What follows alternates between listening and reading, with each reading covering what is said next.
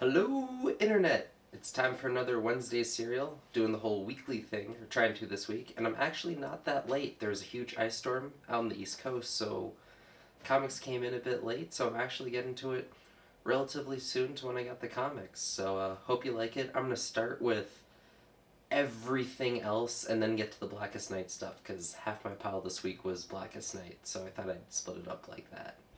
Alright. Alright, first up is the new Buffy issue, issue 32, the first of the Twilight arc, and I gotta say, I know a lot of people have been complaining about Buffy recently, and rightfully so. It slowed down and the writing wasn't as solid. But this issue, it picks back up. It doesn't excuse the last arc, but it is what made the series fun again. There's a lot more comic book references here. There's too many X-Men references to count this issue, which is kind of appreciated. I think it's kind of realizing that it's mostly the comic fans reading the comic, ironically enough, versus just the standard Buffy fan. I think they are trying to hedge the idea of who's reading this and really bringing it around to playing a lot of cute little jokes, especially with the idea of Joss Whedon having written X-Men. A lot of that kind of comes through here and kind of has Buffy poke fun at his obsession with Kitty Pryde. And metatextually, there's a lot of cool things going on here. And if you haven't been reading Buffy, I wouldn't say this is a good jumping on point, but at the same time, if you haven't been reading Buffy, probably should be. It's a dang good comic, so jump on. Next up is Deadpool Team Up with US Ace. Bunch of squirrels. It's random. It's what Deadpool's been recently. If you're into that, you'll probably enjoy the comic. If not, avoid it. It's alright. It's okay. The art's pretty dang good, and the story has a cool little twist at the end, but really, I'll forget I have this in a month.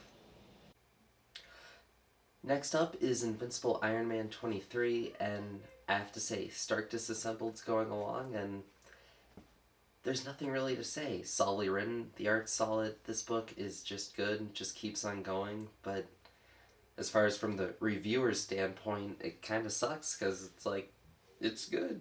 What you gotta say? Yeah. So that's that. And now moving on to the Blackest Night.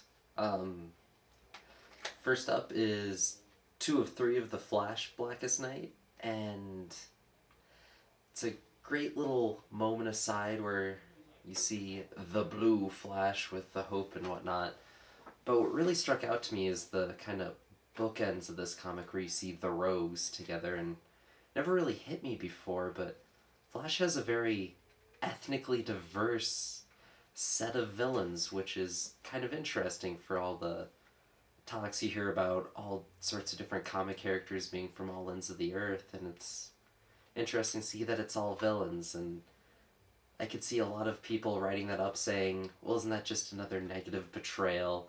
Isn't that just another way of saying foreigners are bad? And here you have the white Ubermensch, or white American in this case, beating up on him. I don't know. I mean, certainly not what this comic's supposed to be focused on, but something that just clicked in my head, for partially because of the way they talk about the Mirror Master coming up to the new Mirror Master and saying, "Oh, you're the foreigner who took my shtick." It's I don't know. It's interesting. It's a good little character moment, but as far as pushing the story along, that's been my main problem with these Blackest Night tie-ins, is that it's just kind of a slice of the moment, giving you a little bit more of the a little bit more, but not really doing much more than decompressing the moment. So it's kind of, it's not a cheap cash in because it's all there and it's solidly written, but it's not really progressing much, is what I feel. But I'll see how the rest go. Next up is the resurrection of the Phantom Stranger in 42, and I never read any of the Phantom Stranger before this, and I have to say, the comic itself is interesting, the plot moves along, but dang if the character is not dry. That's why they have a few of the side characters that they do.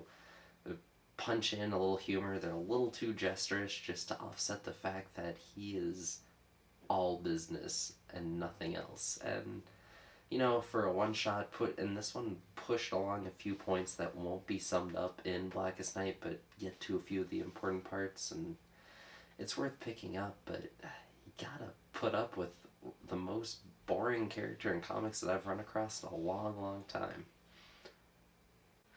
Next on the Blackest Night docket is The Question, and this is an awesome little issue. It uses the whole Blackest Night thing as a device to tell a story with the characters, not trying to be part of the event, but using it. And it's a great comic, and even if you're not following so much of the Blackest Night stuff, you're a fan of The Question, this is worth picking up. It's just a solid comic, and I think if you're more to the serious side of things, it's what you're reading comics for, quirky little tales using all this bizarre stuff to kind of get at larger metaphors.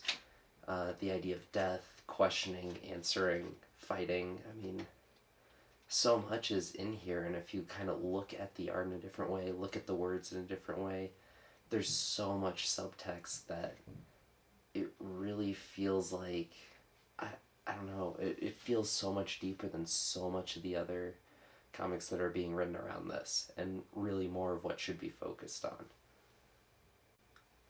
Last on the Blackest Night is the third and final Wonder Woman installment, which was interesting. It fills a little hole, and what's been cool about the whole Wonder Woman 3 set versus all the others is, as opposed to worrying so much about following its own little narrative, it just takes 3 points along this Blackest Night story and fills in the points where Wonder Woman had her say and kind of fleshes it out a little more. It's nothing like the Question comic, where it's this great comic of its own volition, but it's interesting to see in a serial sense how it takes advantage of what it can do and where it's placed. And that's it for this week. Hope you enjoyed, and I hope to see you again soon. Feel free to comment or complain.